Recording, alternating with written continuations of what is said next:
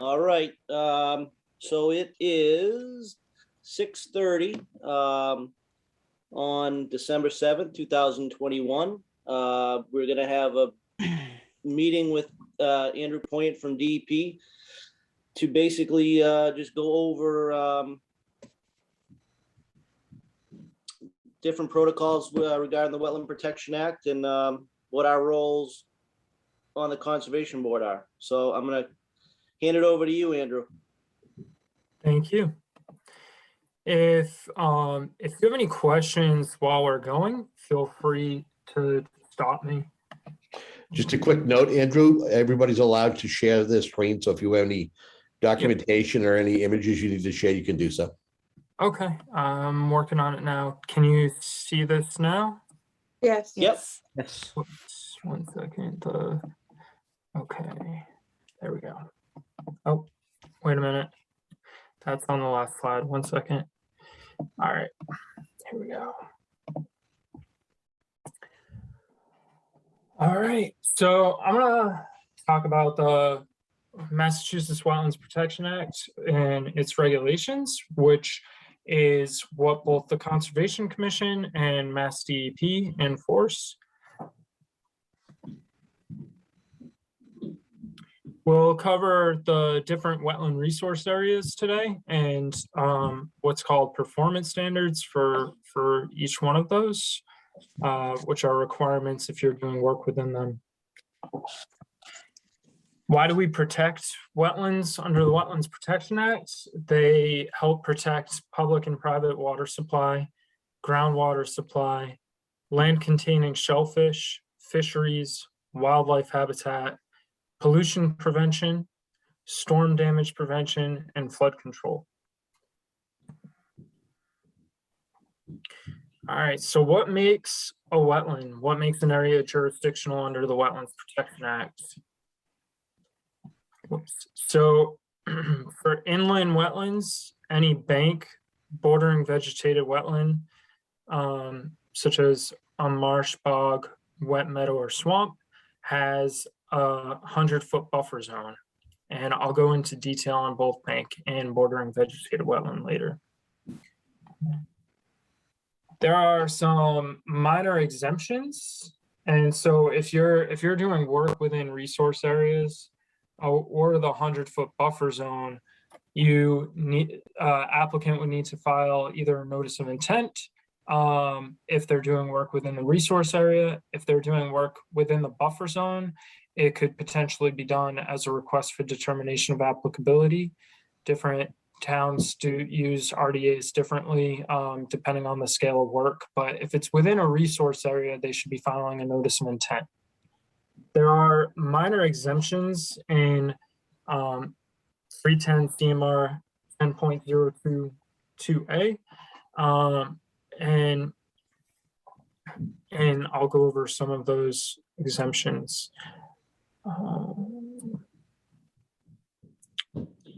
So any activity other than minor activity proposed within the 100-foot buffer zone should require a notice of intent. And again, if it's a minor activity and it's in the buffer zone only, then it can be done as a request for determination of applicability. So one of the questions when filing a request for determination of applicability is whether the work is subject to review from the Conservation Commission and the Wetlands Protection Act. So in looking at that, you want to look and see if it is an alteration. So an alteration includes any changing of pre-existing drainage characteristics, lowering of the water level or water table, destruction of vegetation, or changing in any of the water quality properties, such as water temperature or dissolved oxygen. So some of the minor activities that are considered exempt are, and in each one of these, you should look up the exemption, and whoever wants to do it also should be looking up the exemption and reading the whole exemption because each exemption has very clear parameters. So there are exemptions for some unpaved pedestrian walkways for private use or public use, but in that exemption in 310 CMR 10.02, it specifies how wide it can be for either of those uses, whether it's on public or private land. There's also exemptions for fencing, provided that fencing allows for wildlife to cross. So typically at least six inches above the ground is the start of the fence. So that way wildlife can go under it. There's also, several other exemptions in there. One that I often see a lot is the conversion of lawn to an accessory residential structure, such as a patio or a deck or a pool. And for those, it would have to be at least 50 feet away from the bordering vegetated wetland or mean high water. And I should say for that, these exemptions are for both work within buffer zone and riverfront area. If it's within any other resource area, such as bordering land subject to flooding, then it is no longer exempt. But again, as I'd say, anytime that you're reviewing a project, it's good to always look up the exact regulation because it will provide clarification for it. So wetland resource areas, inland wetland resource areas include bank, bordering vegetated wetland, land under a water body and waterways, bordering land subject to flooding, isolated land subject to flooding, and riverfront area. And as I said at the beginning, only bank and bordering vegetated wetland have a 100-foot buffer zone on them. This just depicts some of the different resource areas. So you can see down here is the mean annual high water line. Here's the top of bank. From there, you have the 200-foot riverfront area. And then there's bordering vegetated wetland in the 100-foot buffer zone. There's also isolated land subject to flooding over here.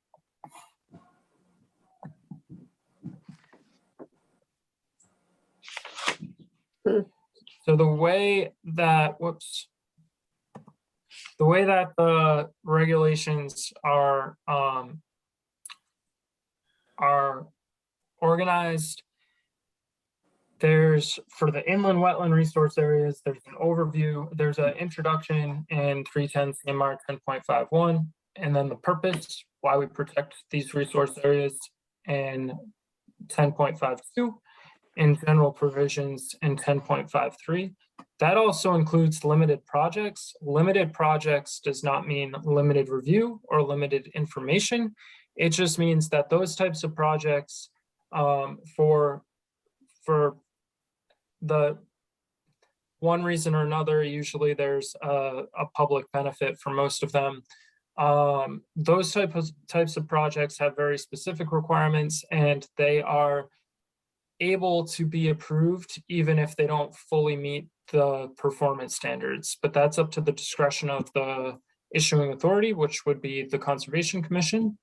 And in looking at limited projects, the applicant should also be including an alternatives analysis. So Oh, just a quick, an alternatives analysis. Could you speak about that a little bit more? Yeah, so in doing a limited project, the applicant should make sure that they're avoiding wetland impact areas, wetland resource areas first, and avoiding impacting wetland resource areas first. And then if they can't fully avoid it, that they should try to minimize impacting the resource area and then mitigate if they cannot. And it's supposed to be in that order. And the alternatives should not just be the preferred alternative and no build, they should be looking at different design alternatives that could potentially reduce the impact areas to the various resource areas that are being impacted, and how they could try to come into compliance with the full performance standards for each resource area. So depending on the scale of the project, and this is also something that the commission is supposed to take into account. If someone is applying for a limited project and the scale of the project is really large, then that should be taken into account as to whether or not you should grant it an order of conditions. And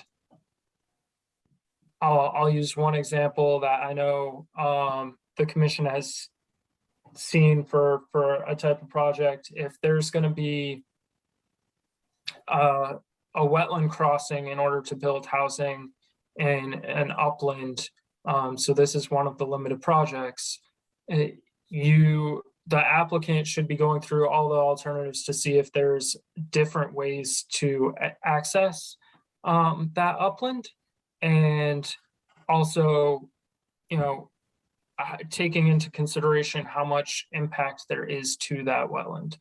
So the more impact, the more need that they need to look at different alternatives and trying to avoid or minimize. Does that answer your question? Yeah, I'm just wondering, is that something that people would therefore, when they're making an application, do they have like a formal thing saying, well, we looked at this this aspect, we looked at this aspect, and we looked at this aspect, and they have like information about all of the alternatives? Do they just tell us, oh, we looked at the alternatives, or are they presenting us with data about the alternatives? They should be presenting you with data of each of the alternatives that they looked at and what the impact areas for each resource area would be for each. So that way you could see whether or not they're going with the alternative that has the least environmental impact. And in doing an alternatives analysis, like it could limit the number of lots that become buildable. That's also in the definition of what is a practicable economic alternative. And so it goes in, alternatives analysis goes into more detail in the riverfront section of the regulations in 1058, which I can go into a bit more. And if you ever have any questions on a notice of intent that you're reviewing, you can always give me a call or send me an email, and I can try to respond and talk it over with you. Okay, great. Thank you. Welcome.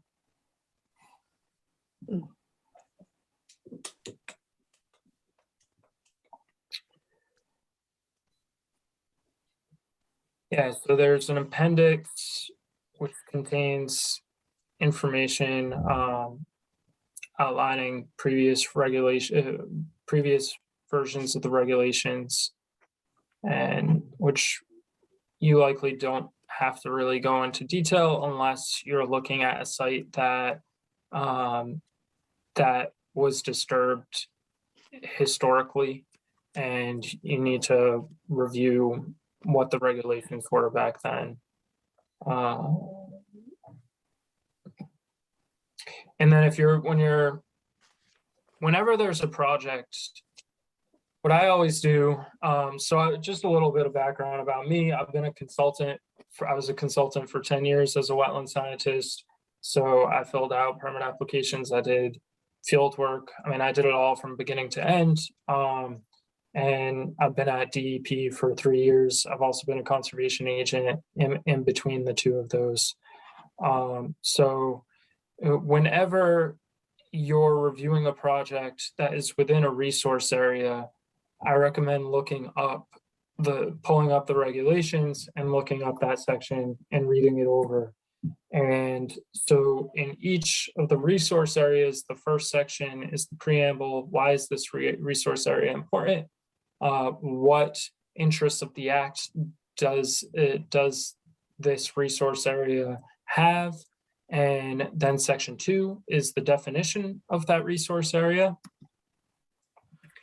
And section 3 is the presumption. Oh, which that's actually where the interests of the act are.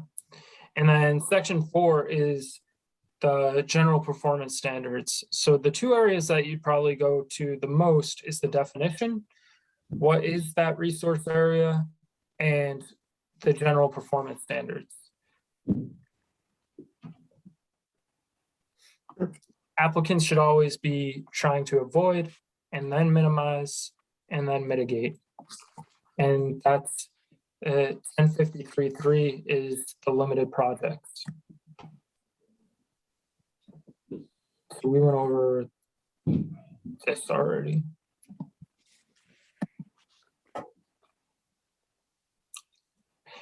Yeah, and so in the regulations, this comes up a lot, and so I'm gonna mention it here, even though we discussed limited projects already. The issuing authority may issue an order of conditions, and in the exercise of this discretion, the issuing authority shall consider the availability of reasonable alternatives to the proposed activity to the extent which adverse impacts are minimized and the extent to which mitigation measures, including replication and restoration, are provided. Approval is discretionary. So there are several performance standards that state may, and they do not state shall. And so there is a big difference in the way that that is worded. May means if they happen to meet every single thing else that's below there. And in particular, like this comes up in limited projects, bordering vegetated wetland and riverfront area. In all three of those cases, they should always be completely avoiding whenever possible. And then if not, minimize and then mitigate.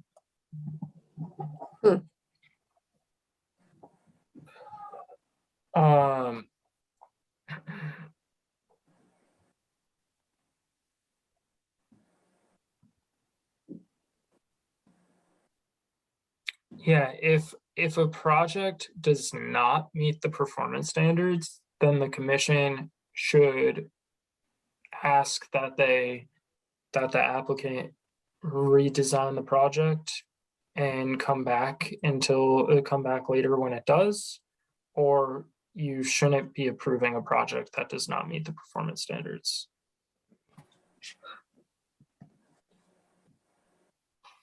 So now we're going to go into each of the resource areas a bit more and have a better understanding of each one.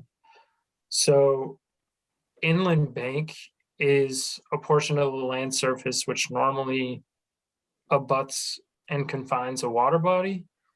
The upper boundary of the bank is the first observable break in slope or the mean annual flood level, whichever is lower. So here you can see there's the first observable break in slope, and that's the top of bank. Do you have any questions on this? Okay. I have a quick question. Yep. And it's not about the bank, but this comes up a lot. How can a river be a perennial river and then be considered intermittent? What is the determining factor that decides? I can go over that more when we get into riverfront area. Okay, all right. I don't want to jump the gun, but that just popped into my head because it seems to come up a lot. That is a great question, and I will touch base on that. Okay. So bordering vegetated wetland, we have one right here, bordering on this water body.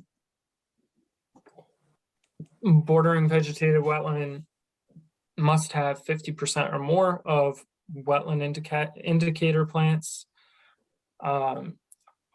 There's what's called wetland indicator statuses, and each plant has already been designated as to the likelihood of it occurring within a wetland. So there's obligate, facultative wetland, facultative upland, and then upland species. And it goes from the most likely of being within a wetland to the least likely of being within a wetland in that order. And a wetland plant is a plant that is either obligate, facultative wetland, or facultative, for the purposes of determining whether or not the area is a wetland. And when determining that, that goes off of whether that goes off of the dominant species, the dominant wetland species, and the dominant plant species. And then wetland hydrology would have to be present. And in the way that the Massachusetts Wetlands Protection Act is written, hydric soils are considered a indicator of hydrology. The boundary has to be approved by the Conservation Commission or DEP. It is very important when reviewing a project that commissions make sure that any wetland resource area that is on a map is being confirmed and is accurate prior to approval. Orders of conditions and determinations of applicability, as well as orders of resource area delineations, those boundaries are set for 3 years. So if you were to, and I've had this come up several times, if you were to approve a line and it's inaccurate, that line is then set for 3 years and it can't be changed. So it's really important to make sure that the lines are accurate. There's different ways to do that, and we can talk about that at the end if you want. Different commissions handle confirming wetland boundaries differently. So within the performance standards for a project that's not a limited project, applicant cannot impact more than 5,000 square feet. And again, it says that the issuing authority may, it does not say shall. So you could deny a project if there is a alternative that has less impact. The issuing authority may issue an order of conditions. In exercising this discretion, the authority shall consider the extent to which the adverse impacts can be avoided and minimized and then mitigated. And this approval, whenever there is impact to BVW, this approval is discretionary. So if there is impact to the wetlands, you need to make sure that there is no net loss of wetlands. So they need to be restoring wetlands, and they need to be replicating wetlands, and they need to be doing it at least a 1-to-1 ratio. So the area that is lost needs to be replicated. You need to make sure that the elevations are similar to the groundwater and surface water elevations. And that it's in the same general area of where it was impacted, where the wetland was impacted, and that there's an unrestricted hydraulic connection to the water body. So you don't want to end up creating a wetland that's then isolated. Okay. And also there does have to be 75% indigenous wetland species within 2 consecutive growing seasons. So they should be doing monitoring after doing replication and making sure that they're in compliance with all of this and it is a successful wetland restoration. If there are, we do have a guidance document on BVW replication and restoration. So if you do have questions on a replication area, you can look at that, and you can also reach out to me and I'd be happy to take a look at it. Does anyone have any questions on BVW before I go on? No. Okay. Land subject, bordering land subject to flooding. So 1057 includes bordering land subject to flooding as well as isolated land subject to flooding. And bordering land subject to flooding, it borders on something. So typically a river, lake, pond, stream. And it's the estimated 100 100-year frequency storm, and this is determined by FEMA. Isolated land subject to flooding. I've seen a lot of times that applicants will put that they have an isolated vegetative wetland, and they aren't calling it isolated land subject to flooding, and their flags do not encircle themselves. If an applicant is saying an area is isolated vegetative wetland, which is not subject to the Wetlands Protection Act, the flags should fully enclose on themselves. They should be confirming that there's no stream or pond within the wetlands. They should be confirming that there's no culvert that that would connect it to a bordering vegetated wetland. And they should also be providing sufficient calculations to demonstrate that it's not isolated land subject to flooding. A lot of times I don't see this in applications, and they'll just say that it's isolated vegetative wetland without providing sufficient information to confirm that, one, it's isolated, and two, it does not meet the definition of isolated land subject to flooding. Any questions on the definition before we move on? Sorry. So is that something that we should always ask them to include in just about every NOI? any NOI that that an applicant is stating that it's a isolated vegetative wetland, you need to make sure that they're providing sufficient information to confirm that it is isolated and that it is not isolated land subject to flooding, because that's the only way to determine that is not jurisdictional to the Wetlands Protection Act. Okay. Thank you.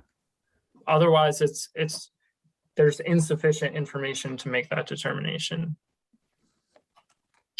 Both bordering land subject to flooding and isolated land subject to flooding do have performance standards, and I don't have that in here right now, but if there is an application before you that is within either of those, the main one for bordering land subject to flooding is making sure that compensatory flood storage is provided. So any area within bordering land subject to flooding that is filled should be, that same volume should be dug out to make sure that there's no loss in flooding, and it needs to be done at the same increments and elevations. So they should be providing a cut and fill chart, which would document how they are meeting that performance standard.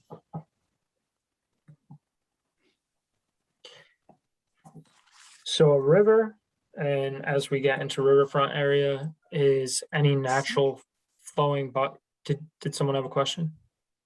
No, my phone went off. Oh, okay. Sorry. That's all right.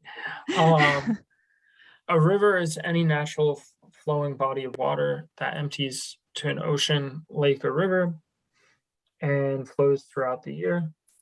And the ways to determine this is it will show up on the USGS as a perennial stream, and I'll show some examples on the USGS map. Or it is listed as a major river in the Wetlands Protection Act.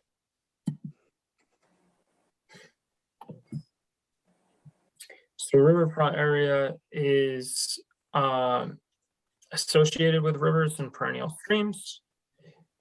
There is no additional buffer zone, and it extends 200 feet from the mean annual high water.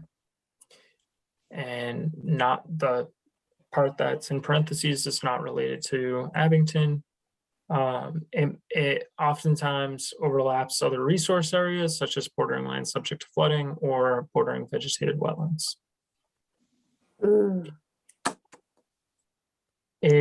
So on USGS, there are two types of stream line types for intermittent and perennial, which as you get more used to looking at USGS maps, you'll be able to determine it hopefully pretty easily.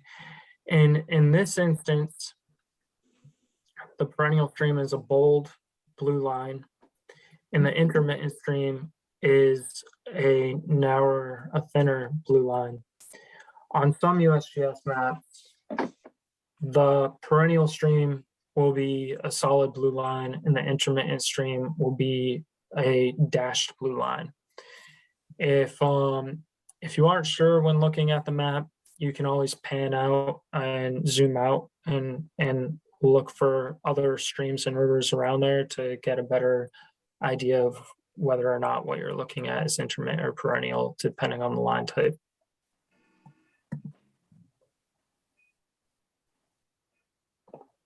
So as I said before, it can overlap other wetland resource areas. There's also in the regulations, you'll see that there's discussion about the inner and the outer riparian zones within the riverfront area. And both of those should be marked on the plans. So some things that are not a river, man-made canals and mosquito ditches along coastal rivers. A ditch can be a stream if it meets the definition of a stream, but a canal like the Cape Cod Canal is not a stream or a river. In order to be considered a river, rivers have to flow, and then in some instances, a river will flow through a lake or pond. The riverfront area stops at the inlet and begins again at the outlet. When a water body is not identified as a lake or pond or a reservoir on a USGS, it primarily has riverine characteristics, then it's a river. There have been some instances where there's been there hasn't been agreement between the Conservation Commission and the applicant as to whether or not an area is a lake or pond, or whether or not it's a river. And if you end up coming across one of those, I'm sure you'll be able to reach out to me and we can discuss it.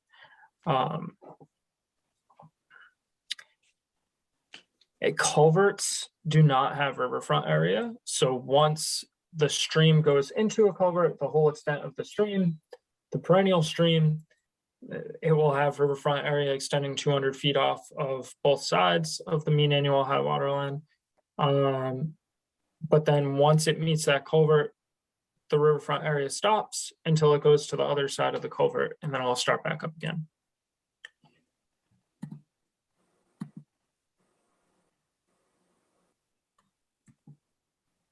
So there's performance standards for new development,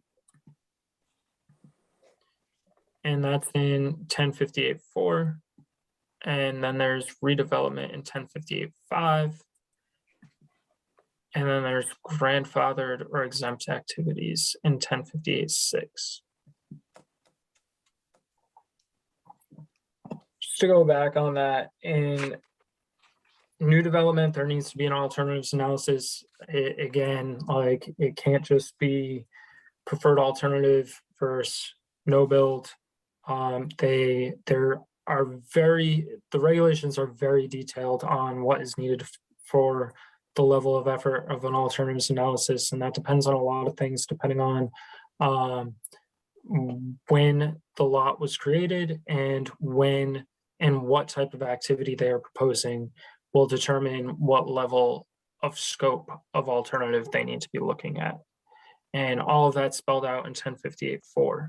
In 1058.5, if there are, if the lot was developed prior to August 7th, 1996, then it would be considered redevelopment, and there's redevelopment standards, and that if it doesn't meet those standards, then it could still potentially be done, provided that they're doing restoration or mitigation of the riverfront area. And again, if you have any questions, riverfront area is where I get a lot of my questions. oftentimes. So going back to the question about determining whether a stream that is identified as perennial is intermittent, it requires a competent source to go out and document that there have been 4 dry days within a year, within a 12-month period, and it should be time-stamped, and all of this is spelled out in the regulations. I can send you the full regulations on this as well, but it needs to be documented, and it cannot be during a drought. So they need to provide the information of what date it is, make sure that there is nothing blocking water upstream of where they're doing the observation, and they should be notifying the commission beforehand in case the commission wants to come out and confirm it with them. And then they could submit that information to the commission. I've seen it done as a part of an ANRAD or as part of an RDA or a notice of intent process, but they should check with you first and see how you want it, and what type of work they're going to be doing beforehand. But that's the only way to confirm that an area is not a perennial stream. Does that answer your question? It does pretty much, because basically that would apply to rivers as well. So, you know, in one section, it's a flowing river, and then in another section, it's intermittent, but this all has to be documented by, like you said, 4 dry days within a 12-month period. It has to be time stamped, and it shouldn't be done during a drought. So that documentation would have been filed with the Conservation Commission for this determination for it to be considered intermittent. That should be correct, and approved by the Conservation Commission. So and it needs approved to by the okay. All right. Right. Thank you. That's what I wanted to know. I can send you tomorrow. I'll send you the full definition so you can look at it as it's written out in the regulation. That would be very helpful. Thank you. You're welcome. Curious how somebody would do that if they have a project and, you know, they contact us and say, hey, you know, this is, we want to build this project and we don't think this stream is a perennial. We think it's intermittent. Do they have to wait a full year on a non-drought area to make that determination? Or is there some sort of way typically if a stream is going to dry up, it's going to dry up in the middle of summer in July or August. So, okay. I mean, unless it's a really intermittent stream that dries up pretty frequently, then you might see it dry up outside of July or August. But typically, these observations would be made in July or August. But if you're going through a drought in July and August, then you have to wait another year, or you have to assume that it is perennial. Okay. Right, thank you. You're welcome. So permit applications, the requests are made to the Conservation Commission and a copy is sent to DEP. The Conservation Commission is the issuing authority and they're the one who makes the decision on the permit application, and then appeals can be sent to DEP. DEP also has the authority to intervene and appeal a decision if we feel that a decision does not meet the performance standards. They're the types of permit applications and permits. So the permit application is the request for determination of applicability, and the permit for that is the determination of applicability. There's an abbreviated notice of intent, which would receive an order of conditions. A notice of intent receives an order of conditions, and then an abbreviated area of resource area delineation. You would receive an order of resource area delineation and a request for certificate of compliance, and you receive a certificate of compliance.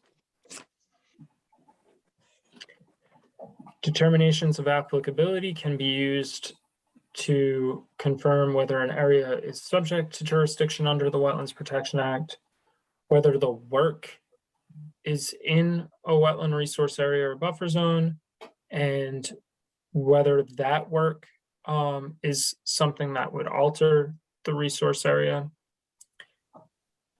and the boundary of the resource areas. So it could be used just to determine the boundary. It also can be used to confirm whether or not it's within jurisdiction of a local bylaw. I'm not sure if Abington has a bylaw, but that's one of the things that can be done. There's no filing fee under the Wetlands Protection Act and regulations for requests for determination of applicability. Some towns do have filing fees for it though.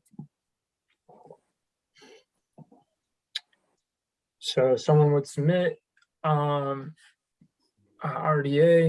and then there would have to be, just so you know the time frame, there has to be a public hearing that has to be notified 7 days prior. Then within 21 days, you have to make a decision as to 21 days from receiving the application, the commission needs to make a decision as to whether or not there's a positive determination, which would then require a notice of intent or a negative determination. And 10 days from the determination being issued is the appeal period. And if it is appealed, then DEP would review it and issue a final decision as a superseding determination.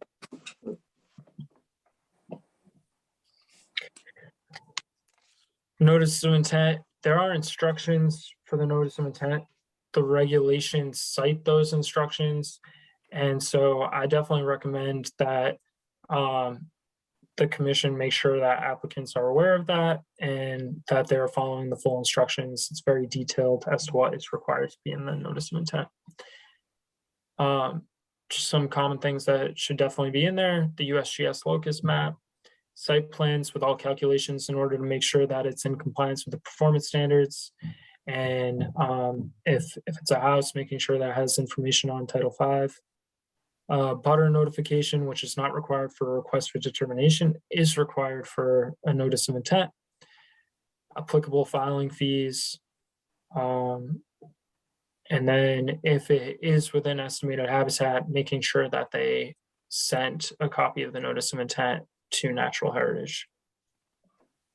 Mm. The process of a notice of intent is longer. A hearing shall be held within 21 days of receiving a notice of intent unless the applicant waives that. There has to be a notice, a legal ad posted 5 business days prior to the hearing. And then within 21 days of closing the hearing, you could issue order of condition. You have to issue an order of conditions. That decision then can be appealed to DEP within 10 business days, and DEP would hold a site inspection and then issue a superseding order of conditions. And then once the work is done, the applicant should be requesting a certificate of compliance. It's good to remind folks of that. It's much better for them to apply for it right when they're done with the work than have them come to you with an emergency that they're closing on a house and they need the certificate of compliance right away. I feel like this happens to all of us. So just reminding people is definitely a good way to avoid this. They might not really like the reminder, but they'll like it a lot more than having to come to you with a closing happening.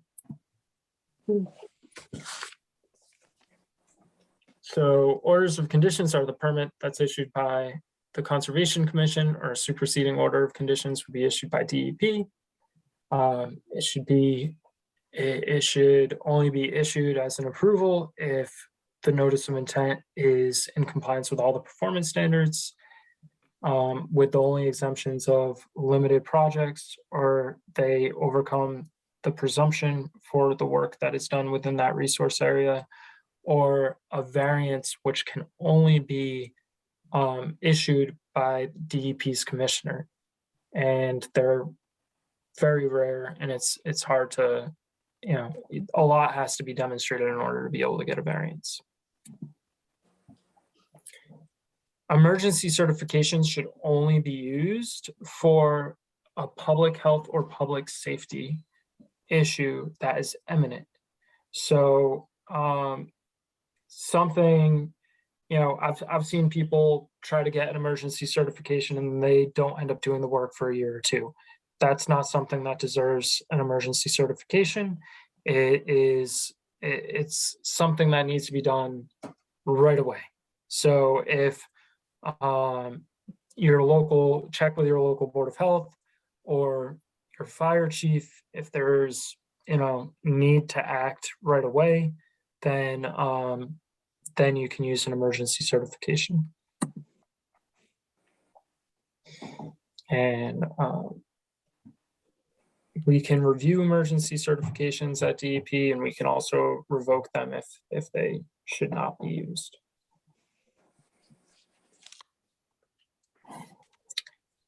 Notice of intent need to require, so in addition to the performance standards for each resource area, the stormwater manual needs to be addressed for notice of intent. So unless it is an exempt activity, all notice of intent should be addressing stormwater.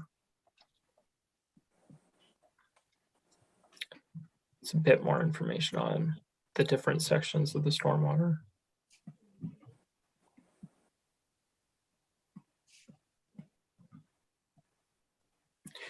So when reviewing stormwater, you want to make sure that essentially the work is not going to have an adverse impact on neighboring properties with regards to stormwater. So there shouldn't be any untreated discharge. There shouldn't be an increase in stormwater coming off of the site. And they should be trying to recharge as much of the stormwater as possible, that it's not decreasing the water quality. There's stricter requirements if it's in an area that has higher potential of pollutant loads, or if it's in critical areas. And then redevelopment, if it's a redevelopment site, they really need to make sure that they're showing an improvement, and they need to fully demonstrate that they should be going through the redevelopment checklist and demonstrate that they're attempting to meet everything to the maximum extent practical. And again, this shouldn't just be the no build alternative. They should really be trying to make improvements and show that they're meeting each of the standards or meeting it to the maximum extent practical. And then what they're using for construction controls, as well as operation and maintenance, and that there's no new illicit discharges to wetlands. You can find the regulations on our website. And do you have any questions? Not right now. I do review all the notice of intent for Abington. So if and when you have any questions as you're reviewing a notice of intent, feel free to reach out to me. I can go over it with you and let you know what to look out for. I can also provide some of the other things I can provide training to. If you are interested in training for field training, I do provide field training. We can try to schedule that. And I mean, I can go on more in depth on any topic as well. If you want examples within different resource areas for meeting the performance standards, I could do that. I'm here to help. That's what I'm here for. I'm here to help all the commissions throughout the Southeast region. What's the best way of getting in contact with you? By email or by cell phone? Either way. So the number here is my work cell phone. I do turn it off at the end of the day.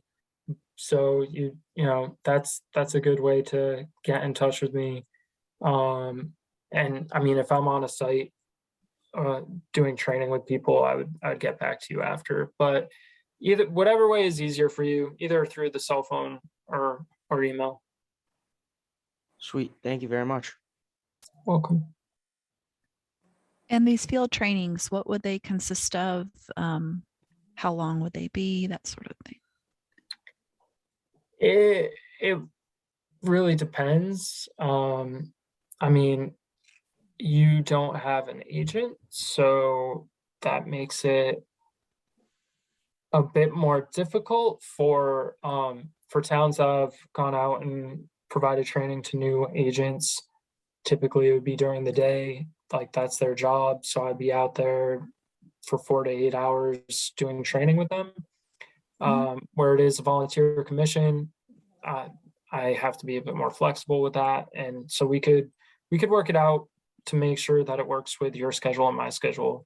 So, you know, whether it's just a couple hours, we would go out and we could look at hydric soils. I think that like learning wetlands is good to start with the soils, and then the plants. And the soils, you know, you'll pick up on the soils a lot quicker than you will the plants. There's a lot of plants to know, and so you can like learn the soils first and try to pick up on the plants, but learn the plants over time. Okay, cool. I'd be very interested in that. And me Okay. too. Yeah. Absolutely.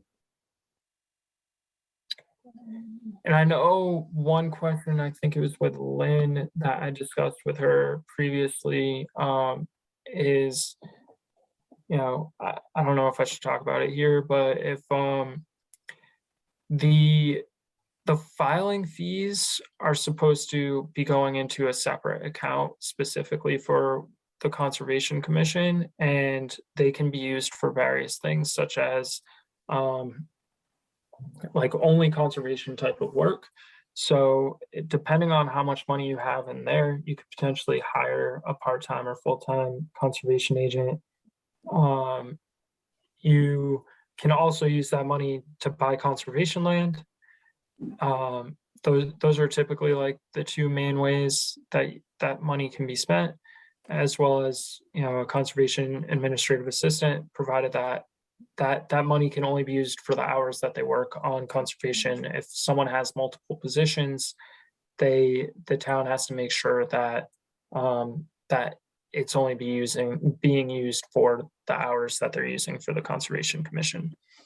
There's also, as far as, you know, if there's a complicated project, I don't know if you've ever used, how do you confirm wetlands currently? Would be a good question for you. How do you go about confirming the wetland boundary? USGS maps. Okay. Something I tripped across today, and I actually reached out to MACC, was a problem with the new Mass Mapper map. I looked up a site currently that we had looked at something on, and the information on it was not correct. So I reached out to a Paul Nutting at MassGov, and I really haven't gotten any clear direction as to who's going to fix the map. So they said it's DEP. So DEP GIS staff is a bit different than me. But if you Yeah. do have issues, I can elevate that to them if you want to send me an email. I will do that. Okay. I'll forward you everything all the correspondence I got today. Okay. So you can just kind of take a look at it and let me know what you think. Okay. Thank you. You're welcome. And then, so as I kind of stated before, when issuing permits, someone should be doing like field confirmation of the wetland boundary. So whether the commission does that together, I know some commissions do that, whether you hire an outside consultant, which the applicant pays for, that's one option, or whether you look into hiring a conservation agent. Those are some of the different options to go about it. I am more than happy to provide training to anyone who wants it and help the commission get up to speed if that's the way that that you want to confirm wetland boundaries, then I can definitely help you with getting up to speed on feeling comfortable doing that. I would be Yeah, grateful I'd for really that. like that. Yeah, yeah. me too. Okay. In terms of, we're talking about software a little bit. If we want to go back and, somebody says, oh, there was wetlands here a long time ago and now there's not. There are things like Google Earth that you can use. And I know that there's a lot of other resources. Is there something that you would recommend in those cases? Like, oh, we believe this is the definitive resource.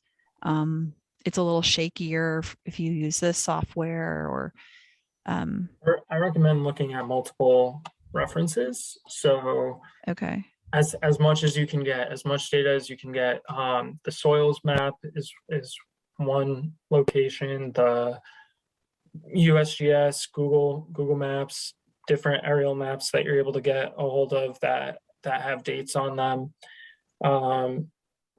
The MassGIS DEP wetlands layers also have wetland change layers. And if you can see that an area was a wetland, but it doesn't have a wetland change area on it yet, you could like look that and flip on the older aerial photos and see like over time where what has happened to the wetland. And so you can see that there's been alteration between this aerial photo and this aerial photo. And then if you do have enough evidence that does look like there was a potential violation, you could run it by me and we could talk about it and go over next steps. We do have an enforcement manual that is really helpful for conservation commissions. I can send that to you as well. I don't know if I've already have sent that to you, but I can send that out. And that really goes into detail on everything around, historic filling. So filling is an ongoing violation, as opposed to, cutting. So like if an area was cut a very long time ago and it's been able to regrow, then that's not an ongoing violation. If an area, because it would come back as a wetland over time, but if an area has been filled and it was a long time ago, that's still a violation today. Does that make sense? Okay. Yep. And so like if you come to the point that you have enough information on a site to determine that is highly likely that a violation has occurred, you could then provide notice to the owner for them to come in, and then they would have to hire someone to determine like more accurately where, beyond just using GIS, as to where the wetland line was and how much area they have to restore. And if you are doing enforcement, feel free to reach out to me and we can definitely talk it over. I do provide assistance with commissions on enforcement. Okay, great. Thank you. You're welcome.